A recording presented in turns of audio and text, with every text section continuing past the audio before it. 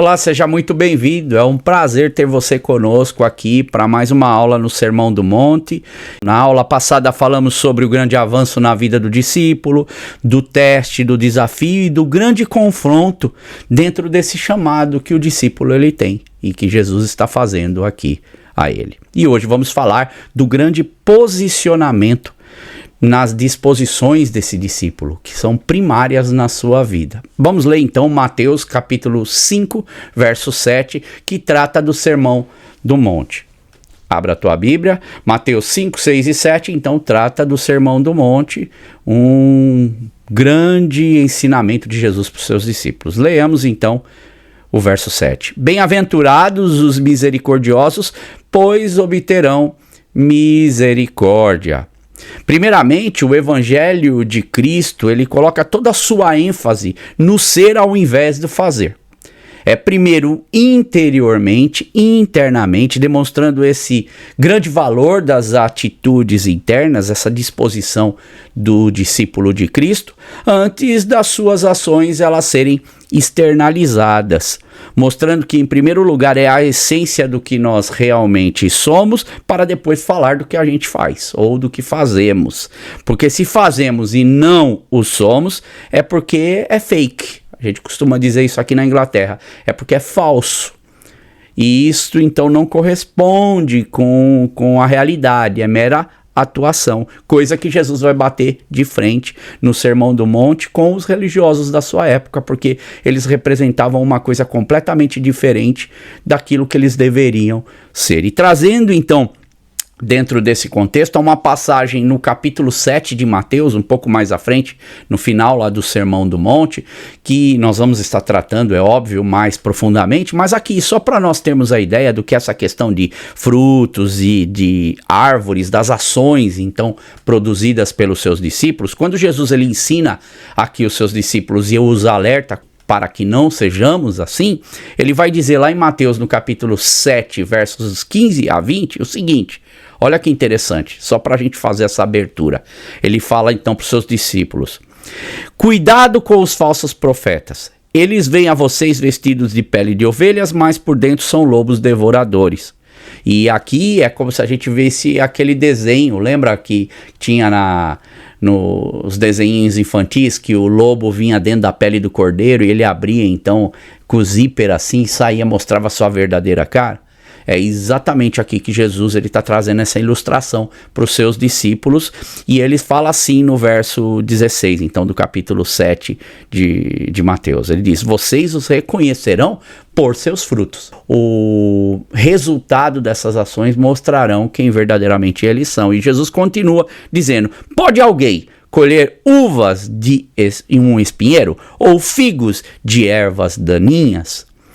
Nós sabemos que a uva e espinheiros são coisas completamente diferentes, assim como figos e ervas daninhas. Não tem como. E Jesus fala, a essência de uma coisa é o que vai dar o resultado dela, é essa essência que vai demonstrar. E ele fala assim: semelhantemente, toda árvore boa dá bons frutos, mas a árvore ruim dá frutos ruins. E Jesus vem com o oposto agora, e ele fala na sequência: a árvore boa não pode dar frutos ruins, nem a árvore ruim pode dar frutos bons. Jesus fala tanto no positivamente, falando, olha, uma árvore boa vai dar bom fruto e uma árvore ruim vai dar mau fruto, e ele fala, do mesmo modo, uma árvore que é boa, ela não tem como dar fruto ruim, porque a sua essência, aquilo que está dentro dela, a condição da sua produção vai ser algo bom. Assim também, quando uma árvore ela é ruim, ela não vai dar algo bom.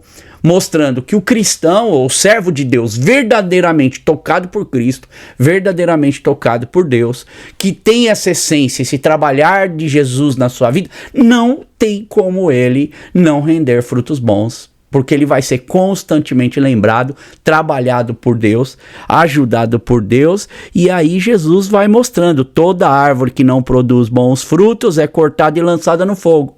E aqui ele mostra, não tem proveito algum. Uma árvore que não dá fruto, ela é uma árvore para ser lançada no fogo, para servir para outra coisa que não seja para o seu propósito e ela acaba indo para onde? Como cinzas, ela acaba virando cinzas, foge do seu propósito original. E assim, pelos frutos, Jesus então fazendo essa comparação, ele vai dizer: vocês conhecerão essas árvores. Então é o que Jesus aqui nos ensina profundamente, mostrando essa essência que vem dentro do nosso coração, para nós termos essa percepção do que é que Jesus está falando aqui, ensinando os seus discípulos. Então, primeiramente, algo está sendo trabalhado dentro de nós, e este algo trabalhado dentro de nós, ele então é colocado expelido para fora através das nossas atitudes. No caso das árvores aqui, elas dão os seus frutos. E no significado então original do que essa palavra misericórdia ela significa no grego, falamos no latim na aula passada, falamos no português o que ela significa. Agora, expandindo um pouco mais essa nossa visão, nós vamos ver o que ela significa no grego, no koiné, e qual é o seu peso ou o seu entendimento para os leitores daquela época. Aqui a palavra é eleemones, que vem Macarius, né? Macarioroi eleemones, que significa eleemones, o misericordioso, o compassivo, aquele que é compadecido, que pratica misericórdia, e vai se estendendo o conceito aqui. Vai dizendo aquele que se compadece do próximo, ou não somente sente empatia, mas ou tem uma compreensão aqui dos demais, mas ele também está pronto para prestar socorro à pessoa. Ele não fica só entendendo ou se emocionando com a situação, mas ele está pronto também para tomar uma atitude e ajudar, pronto a socorrer. Basicamente, ele atua, ele é atuante. Ele não só sente a emoção, mas ele exerce. Ele não é só espectador, mas ele faz, ele age para que que a sua emoção ou seu sentimento ali se transforme numa atitude e ela vá render frutos então daquilo que está dentro dele. E qual passagem bíblica ou qual atitude que Jesus vai falar dentro dos evangelhos que vem na tua mente mostrando essa pessoa que vai prestar socorro e vai prestar ajuda? Você lembra de algum personagem bíblico, de algum tema bíblico que Jesus tratou, alguma parábola para te ajudar aqui, que veio na tua mente, para você lembrar de quem é que Jesus está falando, que teve essa atitude, que demonstrou o seu interior, coisa que os religiosos ou que o próprio povo judeu muitas vezes não estava atento? A parábola do bom samaritano, no capítulo 10 de Lucas, aonde Jesus vai mostrar aqui esse homem que se encaixa prontamente dentro dessa questão de ser uma pessoa que socorre, uma pessoa que ajuda, que ela é misericordiosa. Essa palavra, então, que deriva de um substantivo que vem de misericórdia, compaixão ou piedade no grego, é um termo que é usado no contexto de ajudar os necessitados. Que na época de Jesus, olhando para essa época do segundo templo, porque no período do exílio, que é quando cai o primeiro templo, então vão sendo levados para o exílio na Babilônia, nos persas, medo-persas, e depois na época do Império Romano. Neste templo, aonde Jesus ia com seus discípulos também, nesse templo, esse termo de misericórdia, ele começa a ganhar uma conotação diferente. À medida que a época ia andando, o comportamento, a situação que eles tinham, economicamente falando, debaixo dos governos, eles iam tendo uma compreensão. E aqui estamos falando de um governo romano, com uma mentalidade greco-romana. E aqui ele passa então esse termo a ter um sentido de caridade. Quando olhamos para a palavra misericórdia, ela começa a ganhar um peso de caridade, que seja aqui o ato de dar dinheiro aos necessitados. E isso acontece nesse entendimento porque para eles é a materialização desse sentimento de ajudar e dar em relação ao outro.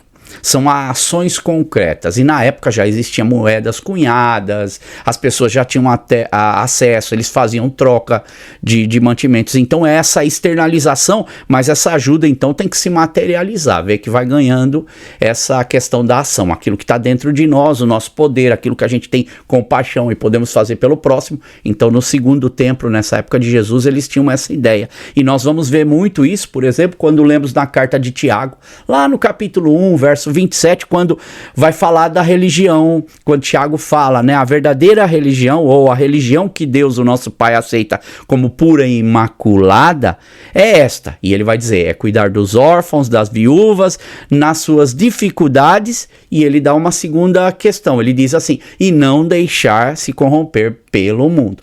Duas coisas que trabalham juntas, essa caridade, externalizar isso, ajudar e não se corromper também, que leva o peso também na questão aqui financeira, na questão da ajuda, na questão interna. Então é uma coisa que vai se expandindo. Essa caridade não é somente questão de dinheiro, mas é uma questão de integridade também em ajudar as pessoas em todas as suas necessidades. A pessoa, ela vai entendendo isso, o que vai se mostrar um pouco mais à frente quando nós lemos em Atos 6. Você lembra, depois da descida do Espírito Santo, no dia do Pentecostes, as pessoas estavam se convertendo ao Senhor, se entregando ao Senhor, andando junto. Então o número de cristãos cresce exponencialmente naquela época. E o que acontece é que o judeu, ele tinha essa prática de ajudar as viúvas, ajudar os órfãos, era algo que já pertinente da cultura deles em fazer. E agora vinham viúvas de outras, dos gregos. E elas estavam, vamos dizer, na necessidade, precisavam ser ajudadas. E ali no capítulo 6 de Atos, verso 1, vai dizer que essas viúvas estavam sendo esquecidas nas suas necessidades, e ele indica então que a distribuição de alimentos, das necessidades delas, precisam ser supridas, e vão levantar diáconos ali. Então veja que a necessidade de um ajuste dessa misericórdia, ela vai acontecendo e os cristãos vão aprendendo. É um processo que está acontecendo todo o tempo. Ajudavam só os dos judeus, eles já tinham essa prática, agora vem uma barreira, porque outros de outras nações estão vindo ao Senhor. Veja que isso vai acontecendo constantemente. Como podemos ver também, quando Jesus ele fala na questão de misericórdia, e aqui a misericórdia também tem peso de caridade, lá em Mateus 6, que é no outro capítulo a seguir. Nós estamos em Mateus 5, Mateus 6 vai dizer sobre a caridade, aonde Jesus vai dizer que essa caridade que envolve essa questão financeira também nessa época, ela tem que ser de forma discreta e sincera. Mateus 6, verso 3 diz assim, mas quando tu deres esmola, a palavra esmola aqui, ela é a misericórdia, é associada à misericórdia, é elemocinem, que vem de elemones. E aqui essa palavra, ela tem esse peso, mas quando tu deres esmola, não saiba a tua mão esquerda o que faz a direita. Jesus mostrando esse estender a mão para não ficarmos falando muito, que as pessoas sejam discretas e sinceras na sua oferta, então. E hoje temos uma caridade que olhamos assim, que é envolvida na questão da misericórdia também, e essa misericórdia ela vai aumentar. À medida que a gente está estudando, agora nós estamos entendendo que para eles misericórdia envolve essa atuação, envolve essa disposição em ajudar e envolve também pôr a mão no bolso, envolve fazer essa doação, ajudar naquilo que é necessário.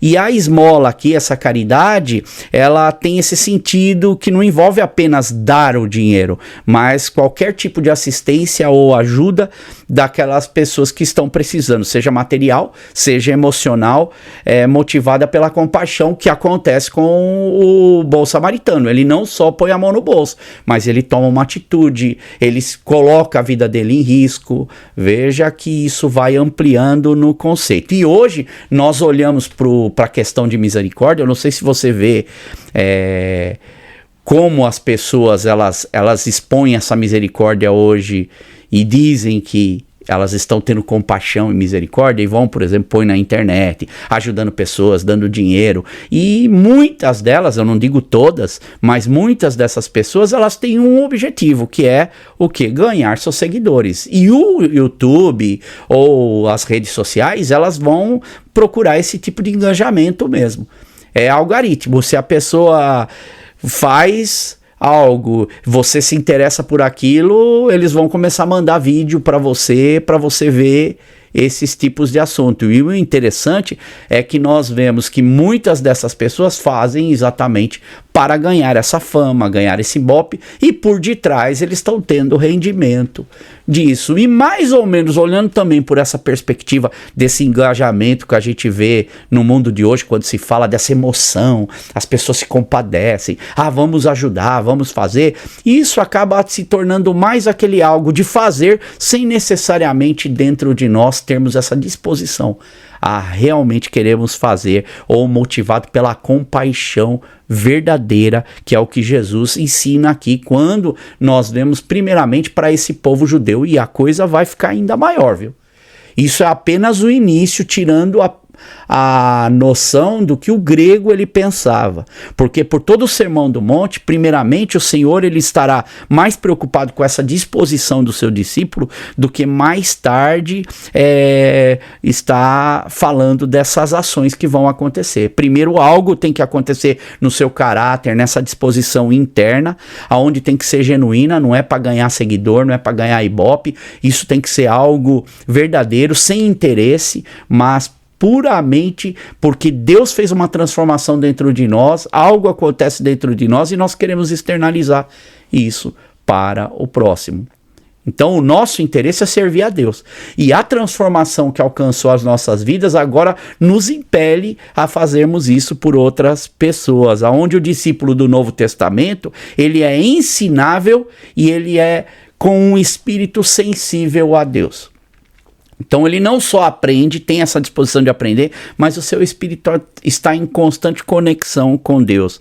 Não é aquele espírito crítico, da onde muitos cristãos hoje se tornam até certos empecilhos para a obra de Deus, mas é aquele que se coloca sensível a Deus, entendendo a situação, entendendo os tempos, nas mais diversas necessidades, aonde essa palavra que agora ganha esse perfil de caridade aqui, ela entende que as pessoas são necessitadas desse approach, dessa aproximação uns para com os outros. Martin Lloyd-Jones, ele vai dizer no seu estudo sobre o Sermão do Monte que o cristão ele tem de ser algo primeiro para que depois ele possa fazer algo.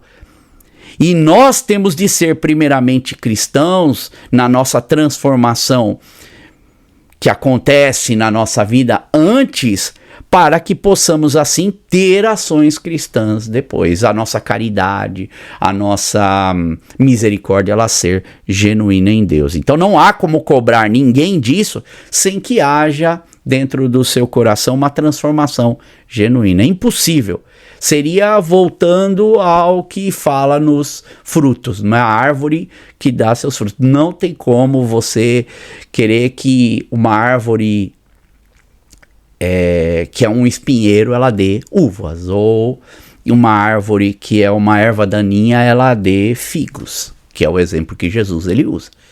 A nossa essência tem verdadeiramente de estar transformada, passar pelo filtro das 4 primeiras bem-aventuranças que a gente teve, que é sermos pobres em espírito, chorarmos, termos esse nosso coração que lamenta pelo pecado, entendendo a nossa condição, buscarmos e termos fome e sede de justiça, e uma justiça verdadeira. E quando isso acontece dentro de nós, isso é externalizado para a vida das outras pessoas.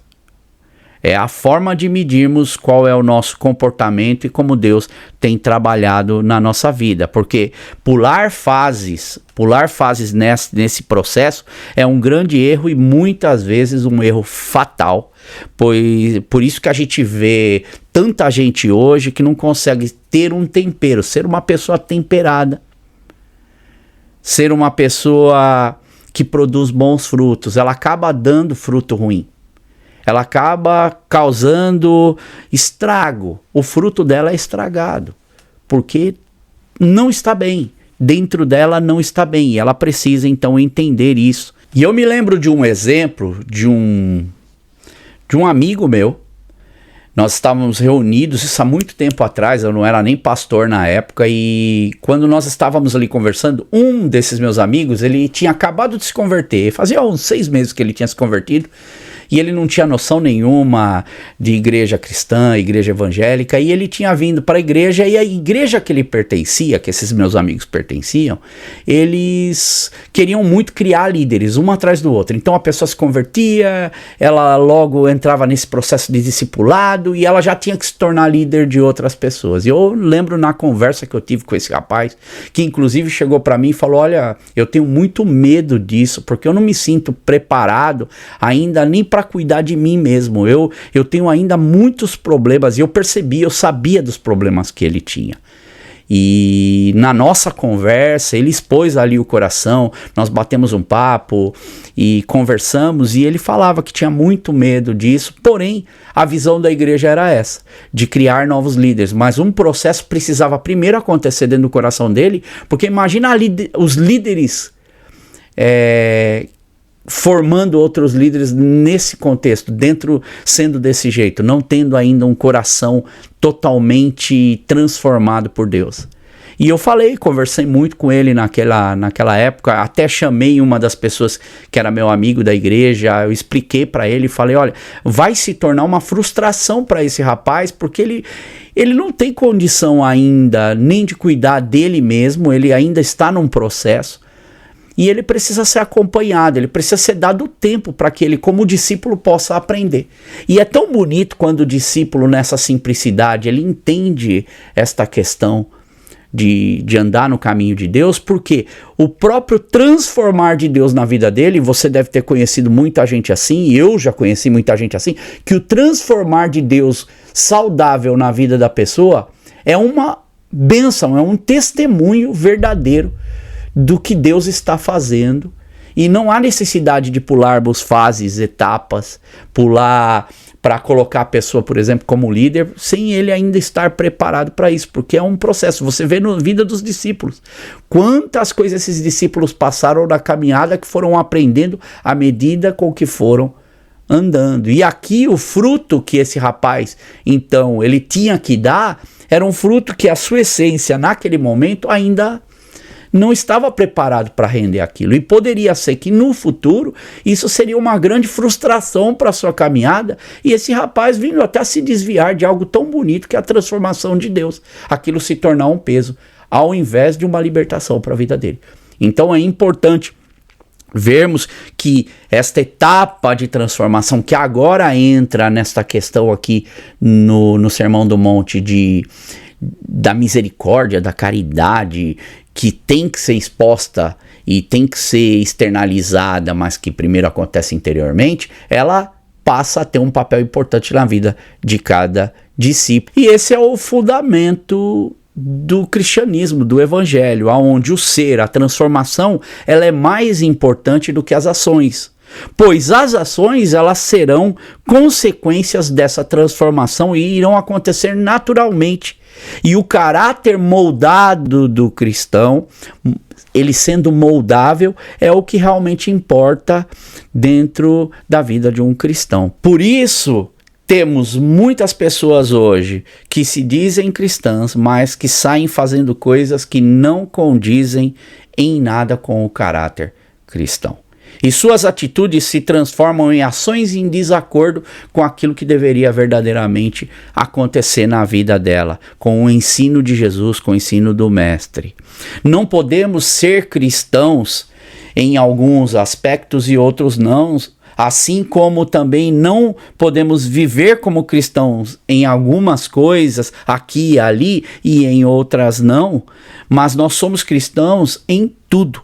Em nossa disposição, atitude, no resultado das atitudes que são mostradas através daquilo que está dentro de nós, traduzidas através dessas ações, que é a árvore e os seus frutos. Podemos colocar assim: nós não fomos feitos para controlar a nossa cristandade. A cristandade seria a qualidade ou a característica de quem é cristão. Nós não temos condição de controlar isso, mas a nossa cristandade, ela é colocada para ser guiada e controlada através da palavra de Deus e do Espírito Santo de Deus. Esta forma característica de ser cristão, ela só acontece através da palavra e sendo guiado pelo Espírito Santo. Paulo, ele coloca isso muito bem quando ele fala lá em Gálatas, no capítulo 2, um verso que todo mundo conhece, inclusive nós cantamos em muitas canções esse verso, que é Gálatas 2:20, que diz: eu já estou crucificado com Cristo e vivo, não mais eu, mas Cristo vive em mim. Qual é a essência? Aquilo que é que vive em nós? Jesus Cristo. Paulo está dizendo: e a vida que agora vivo na carne, que é esse ministério de Cristo que está agindo em mim agora, eu vivo-a na fé do Filho de Deus, ao qual me amou e se entregou a si mesmo por mim. É Cristo em mim. Nesta, não esquecendo, nesta natureza humana que eu vivo na carne, agora habitada por Cristo, há uma transformação, e nessa transformação ela acaba florescendo o Espírito Santo em meu ser, no meu corpo, na minha alma, no meu espírito, que é a fonte de toda a minha atividade, as minhas ações. É Cristo através de mim, é Cristo me controlando, e eu vou então lapidando as minhas atitudes, é Cristo lapidando, nós sendo lapidados por Cristo. E eu termino aqui perguntando para você, mediante isso, essa questão da caridade, que ela vai tomando proporções, ela passa não só a ser a questão do dinheiro, mas ela tem uma série de outras coisas que englobam. Qual que é o impacto, então, dessa transformação que ocorre dentro de você? Quando a gente fala de misericórdia, essa misericórdia de Deus que nos alcançou e que agora transforma o nosso ser, qual é o impacto dessa transformação dentro de cada um de nós, primeiramente? Como eu vejo essa misericórdia? Como eu atuo? Como é que tem sido a minha misericórdia para com outras pessoas? Será que eu sou aquele apreciador, por exemplo, de ver histórias bonitas que me emocionam e eu me compadeço e eu falo: olha, vou colocar minha mão no bolso para ajudar? Hoje a gente tem muito aquelas campanhas que as pessoas fazem para ajudar as outras, e eu sou aquele que vai com a multidão nesse momento. Eu vou lá e ajudo, e eu me sinto já com o desejo, com o senso de dever cumprido. Fiz a minha parte, já ajudei quem eu devia ter ajudado e estou feliz com isso daqui. Ou eu sou daquele que não só se contenta em se emocionar, que é muito bom a gente ter estas emoções, mas que essas emoções, quando elas são externalizadas, existe algo bonito dentro de nós que nós conseguimos colocar para fora. Eu não sou apenas um cristão emocionado, mas eu sou um cristão transformado que atua. É um cristão que entende a caridade, que tem esse peso aqui de misericórdia de Deus. Que Deus possa abençoar a sua vida e que nós possamos parar sempre para ponderar em que nível nós estamos dentro dessa misericórdia de Deus, hoje falando dessa questão da caridade, onde a misericórdia ela engloba, mas a coisa vai expandir ao ponto de nós entendermos mais e mais daquilo que Deus tem para as nossas vidas. Deus abençoe você, guarde a sua vida, guarde o seu dia, o seu coração, e que o seu interior possa ser transformado por Deus ao ponto de que o seu exterior ele venha render frutos, e frutos que tragam um benefício não só para a sua vida, mas para todo o reino de Deus. Fica com a paz do Senhor e até a semana que vem com mais um pouco desse estudo que tem nos ensinado bastante.